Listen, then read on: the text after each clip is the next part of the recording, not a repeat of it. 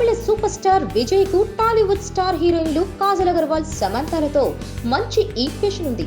వాళ్ళిద్దరూ అతడికి లక్కీ హీరోయిన్లు. కాజల్ తో తుపాకీ, జిల్లా వంటి సూపర్ హిట్లు కొట్టాడు విజయ్. అలాగే సమంతతో కత్తి, తెరి లాంటి బ్లాక్ బస్టర్లు అందుకున్నాడు. అందుకే తన తర్వాత సినిమాకు ఈ ఇద్దరు లక్కీ హీరోయిన్లలో ఒకరిని ఎంచుకోవాలని భావిస్తున్నాడు. అయితే వీళ్ళిద్దరితో తనకు మంచి హిట్లే ఉన్నప్పటికీ ప్రస్తుతం వాళ్ళిద్దరి కెరీర్ ఏమంత ఊపులో లేదు. సమంత సినిమాలు దాదాపుగా మానేసి వ్యక్తిగత జీవితాన్ని ఎంజాయ్ చేస్తోంది. మరోవైపు కాజల్ ఫ్లాపుల్లో వరుసగా డబుల్ హ్యాట్రిక్ కొట్టేసింది. అయితే విజయ్ మాత్రం ఈ ఇద్దరిలో ఒకరిని ఎంచుకోవాలని ఫిక్స్ అయ్యాడట. ప్రస్తుతం సీనియర్ డైరెక్టర్ భరతన్ దర్శకత్వంలో భైరవ సినిమాను పూర్తి చేశాడు విజయ్.